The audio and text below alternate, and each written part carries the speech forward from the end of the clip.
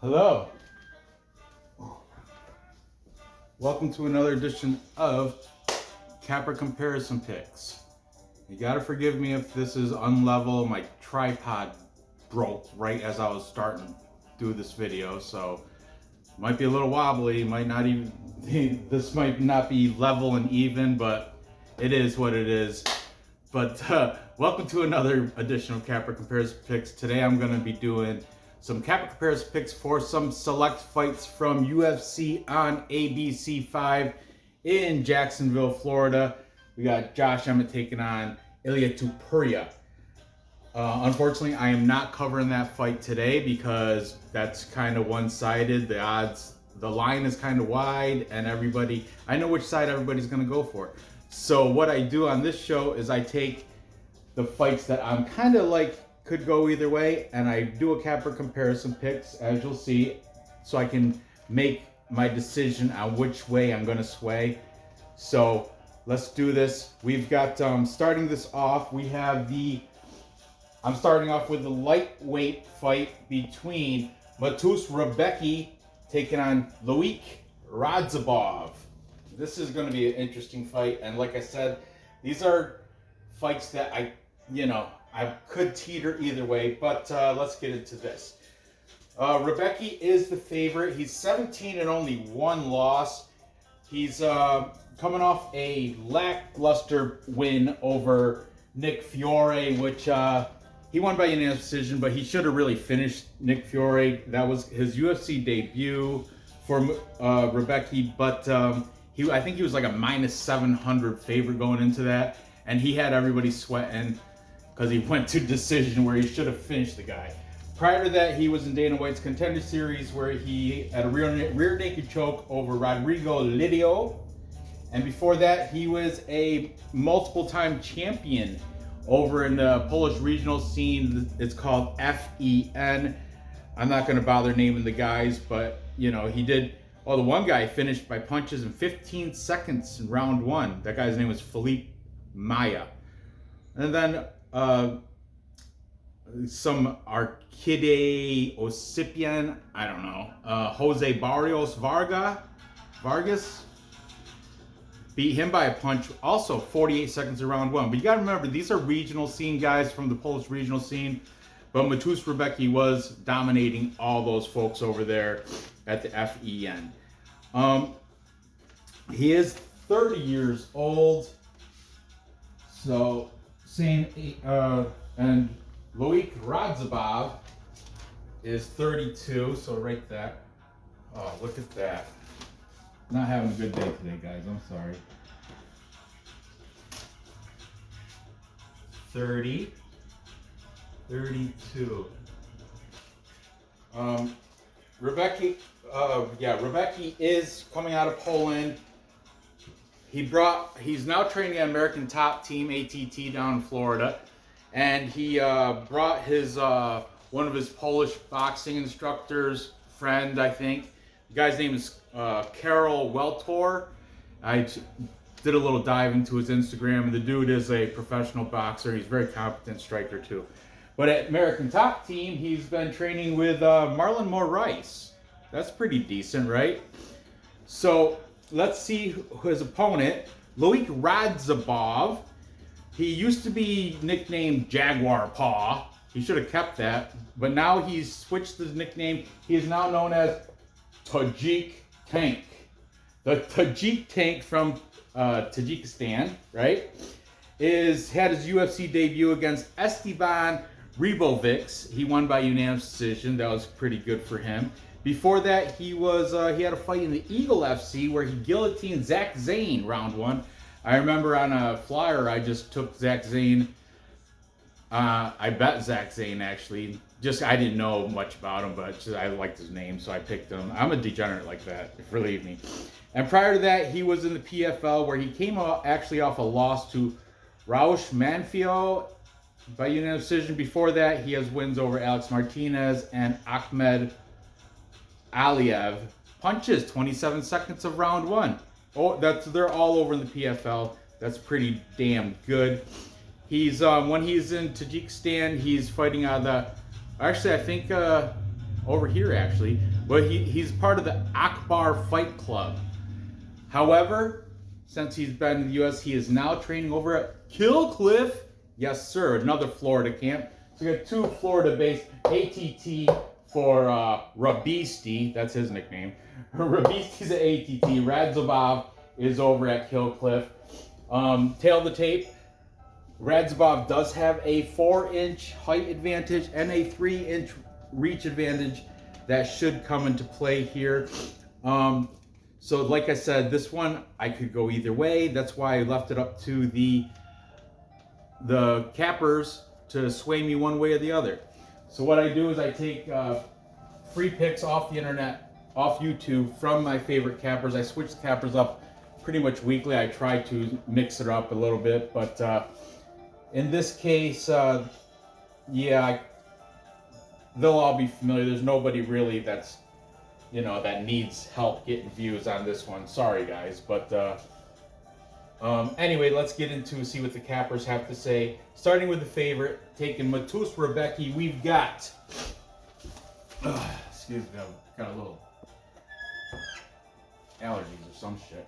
Okay, Artem MMA. Artem is out of New Zealand. He is now working with We Want Picks. Yeah, Angelo and Jacob from We Want Picks. Artem is part of their team now, but he's on the side of Rebecci, and he thinks he's going to get a knockout for Rebecci. Then jumping over for Loik Radzhabov, we've got Greedo. Greedo plays. Greedo thinks Radzhabov will make it to a decision due to Rebecci's shitty cardio. But I'll tell you what, both these dudes have shitty cardio because they're both muscle bound.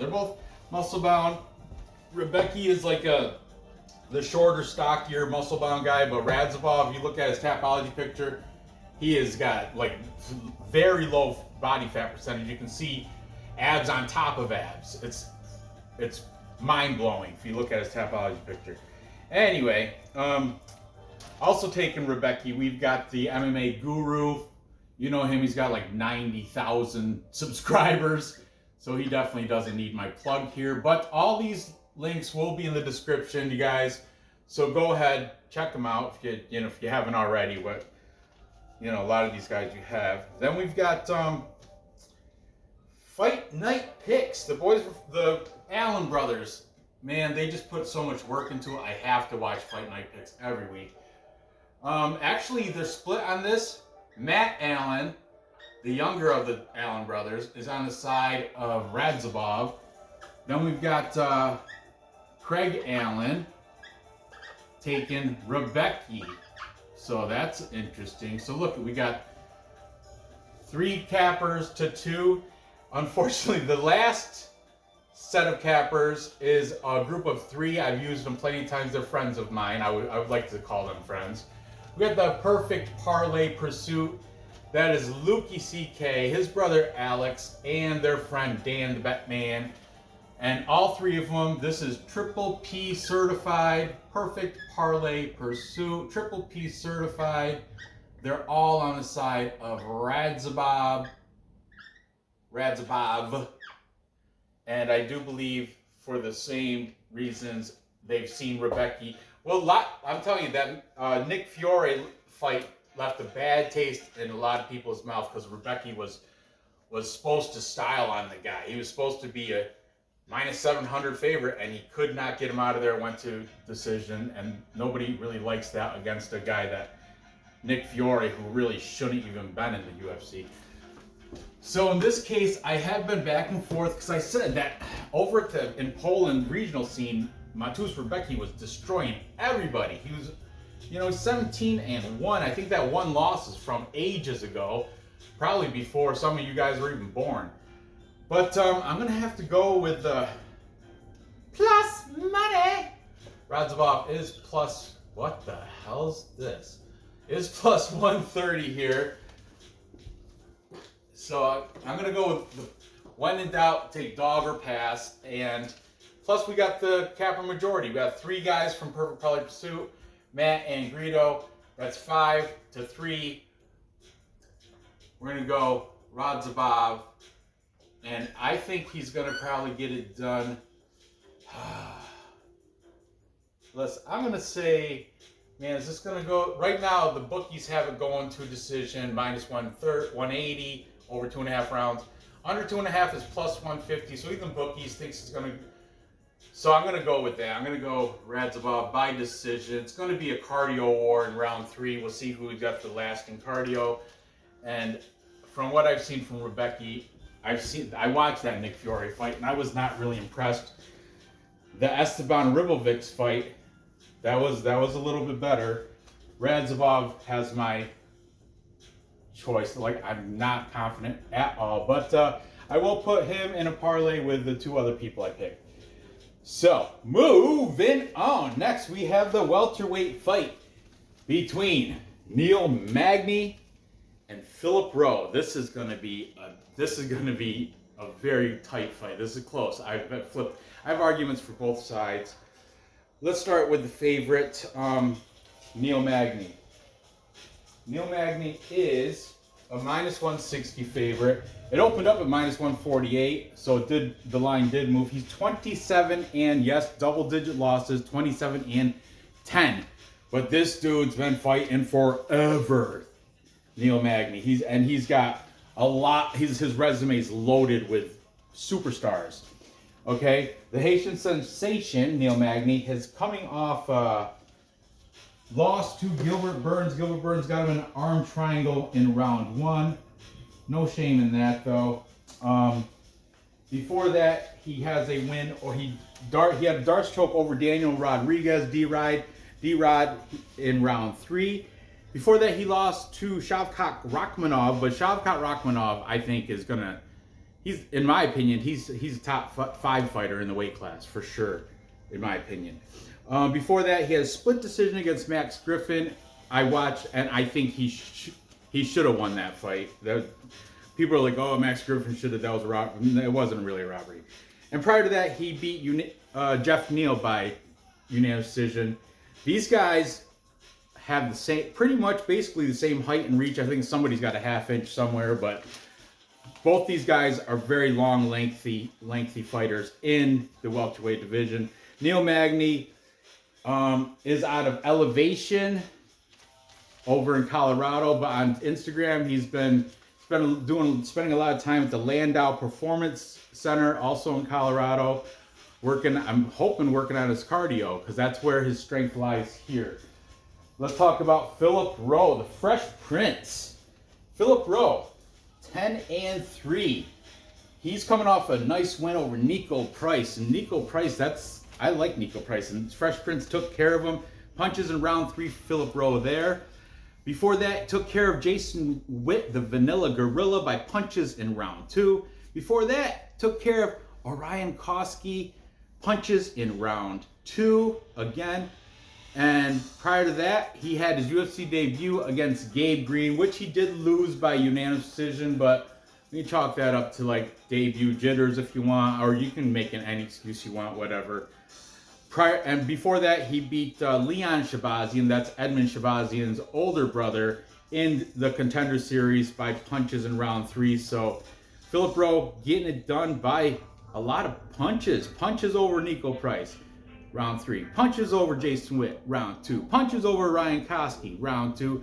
And in the Contender Series, punches over Leon Shabazian, round 3. That's pretty damn good. Philip Rowe is a BJJ black belt. And he's been participating in a lot of these grappling tournaments, these jiu-jitsu tournaments, but he's not winning. It doesn't. You can go in there and lose if there was green, but it seems like all these grappling tournaments he enters, he's losing. But they are against known fighters too, so you got to take that also into consideration. He's been training at Fusion XL in Florida, so he would be the home team guy here, Philip Rowe. He's been training with regional, I think maybe a regional fighter. His name is Donald Bush. The guy's like 8-2, but pretty decent, I guess, over at Fusion XL. Magny is a little bit older. He's 35. Philip Rowe is 32. So age, not really much of a factor here. And I said they're both pretty much the same age. Man, this one I'm still caught.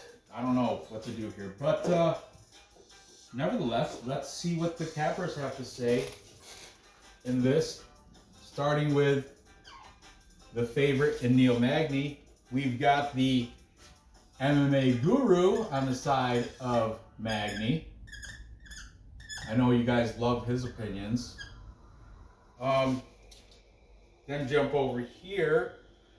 The Perfect Parlay Pursuit. Oh, they're split on this one. Alex is taking Philip Rowe, where Luke and Dan are siding with Neil Magny. Lukey and Dan, the Batman. Then we've got Fight Night picks, and they're split too. Matt is on the side of the underdog with Philip Rowe, and Craig is on the side of the veteran, more experienced Neil Magny. Then we've got Artem, and Artem is also on the side of the favorite here, Neil Magny. And so is Greedo Plays. So Magny definitely wins the capper majority. He's got the vote. But man, do not count Philip Rowe out, dude. He's been finishing people. But the Magny has fought the better quality of talent, and I'm going to have to side with the favorite here, Neil Magny, just because he's got a more impressive last five. Well, I don't know. Philip Rowe has been getting it done by punches, but I think Magny's cardio and chin can withstand that, and Magny knows how to point fight and get the decision victory here. So I'm going to go Neil Magny by decision. Reluctantly, though. I'm still not confident. That's why I do these shows, just so I can figure which way I want to go. And so far, I'm leaning with the capper majority on both these. Taking the underdog here and the favorite in Magny against Philip Rowe. So, moving on. Let's get a time check. All right, I'm doing good. Okay, now we have the middleweight fight between All In Brendan Allen taking on Blindado Bruno Silva. This one is a sneaky good fight too. Allen with that stupid fur hat, can't stand the hat, but man, he's been doing great as of late. Is the favorite. Brendan Allen is minus 180, opened up at minus 158. So line has moved substantially. Bruno Silva opened up at plus 138, is now plus 155. So the money's been coming in on Brendan Allen. Keep that in consideration. Allen is the slightly younger fighter. He's 27. Bruno Silva, 33. Okay. Let's talk about the favorite, Brendan Allen. All In. Brendan Allen had a fantastic performance.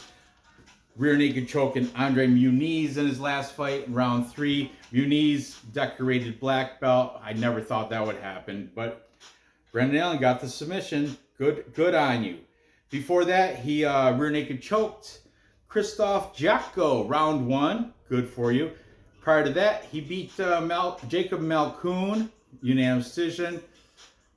Before that, he has a rear naked choke against Sam Alvey, round 1. And prior to that, he has that loss to Chris Curtis. Chris Curtis caught him with punches and a knee in round 2. Brendan Allen training over at Killcliff. Big, proud Killcliff, Sanford MMA Killcliff type guy in Florida. With on Instagram, he's spotted training with Phil Hawes, Andre Fialho, and of course, Coach Henry Hooft has been pictured in his Instagram as well. Brendan Allen will have the 2-inch height, 1-inch reach advantage, which isn't much, but still some people consider that a thing. Bruno Silva, Blindado, coming off a good win over Brad Tavares. Brad Tavares is tough as nails. Bruno Silva managed to take him out knee to punches in round 1, TKO. That's very good. He lost to Gerald GM3 Mearshart in round 3. I think that was a guillotine. It was, but Gerald Mearshart's quick with that guillotine. He pull it out of his pocket and catch you. If you one slip up and you're caught. I love GM3. I'm a big fan. But he's on the decline. He's older. He's kind of a gatekeeper type. But regardless, before that, he went toe-to-toe with Alex Pereira. Alex Pereira could not take him out. It went to unanimous decision, and Bruno Silva lasted the entire fight with Alex Pereira, known to be a very hard striker in the middleweight division. And Bruno Silva lost to Pereira, unanimous decision. But still, I think I found some likes in that loss. I found some things I liked. I like his durability in that loss against Bruno Silva. But here he's going against a submission guy, not a striker. So keep that. This is striker versus grappler, just so you know. Before that, he took care of Jordan Wright, but the Beverly Hills Ninja, I've never been impressed with Jordan Wright, ever. He beat him by punches in round 1, and before that, he beat Andrew Dirty Sanchez by standing TKO in round 3. Andrew Sanchez now is in PFL, doing well, actually. Bruno Silva from Brazil. He trains at Everlicao Thai MMA. Very nice training facility down in Brazil for Blindado. So let's see what the cappers have to say in this one. Starting with the favorite, Brendan Allen. We've got both Fight Night pick brothers, Matt and Craig Allen, both taking Brendan, their cousin. Not really, no relation there, but still, it's fun to say that. This is Triple P certified. All the guys from Perfect Parlay Pursuit are taking Brendan Allen. Then we've got the MMA Guru, also taking Brendan Allen. Artem thinks Brendan Allen's going to catch Bruno Silva with a submission. Good bet there. Good pick. I kind of going that way too. And so is Greedo. Greedo also says by submission. He even specified round 2. Okay, good on you, Greedo. I like the detail. Making this a full capper consensus. I haven't done this in a while, nor is that at a school awards ceremony tonight, so she can't do it with me. But a capper consensus is when all the handicappers I picked for my show are in agreement and taking one side. And in this case, all the cappers I've presented in this show are taking Brendan Allen to get the victory over Bruno Silva. I'm not going against that. I'm going to stay with the cappers and take Brendan Allen. As long as he has a smart fight IQ and doesn't get caught by Silva. Silva hits strong, and he can catch Allen on the chin, and that's his only route to victory, though, because if it goes to the ground, which I think it will, Allen's going to dominate him and probably get a submission over Blindado. But I wouldn't be surprised if Brendan Allen does get caught, though. I mean, look at Chris Curtis managed to catch him. So Bruno Silva, a lot of people have. I mean, look at the line. The line's moved toward Allen too, but it's a trap. Could be a trap. I don't know. But there you go. So to recap, time check. To recap, I've got Loik Radzhabov taking out Mateusz Rebecci in a close decision, maybe a split decision, but I think what it's going to come down to is the cardio, and I think Radzhabov has a little bit of edge there. But man, Rebecci, and plus he also's got the height. He's got the tail of the tape height and reach advantage over Rebecci too. Rebecci's going to be the shorter, stockier guy, center of gravity. But you know, I don't know if Rebecci's like a dominant grappler or anything like that. Then I have Neil Magny using his veteran savvy. He can figure out how to win a decision. I think he knows how to use his length. Where Philip Rowe, really, I mean, he usually has a reach advantage, but he doesn't really use it. He's very well rounded, and it's like he wants to improve. Look, he's doing all these grappling tournaments. He wants to use his jiu-jitsu, but how's he winning? He's winning by strikes and punches. So, I mean, and he might be able to catch Neil Magny, but I think Neil Magny is going to weather the storm and get a decision victory over Philip Rowe. And finally, I'm taking Brendan Allen by submission. Bruno Silva, if you're going to get caught by Gerald Meerschaert by guillotine, I understand you have the ability to knock out Allen if you catch him, but I think Allen's good enough to get the fight to the ground. He's been Allen, if you check his Instagram far back, he's been grappling since he was a preteen. Looks like he's like, I don't know, 10, 12 years old or something at grappling tournaments, BJJ tournaments. So Allen's going to use that jiu-jitsu, get it to the ground, and submit Bruno Silva for the win there. So there you have it. Gather the info, place those bets, and cash those tickets.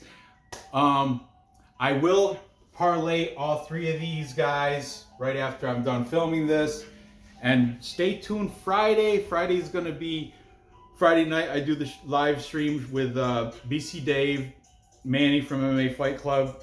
Sometimes Illinois Bigfoot gets on there. I don't know, it's freeform Friday. So we just go through the entire card after we watch the weigh-ins. And we make our picks and consolidate, do our own little capper comparison, consolidate and make bets, make a three-leg party for everybody to enjoy. So there you have it. Thanks for watching. Good luck on your bets, and I hope to see all you guys on Friday.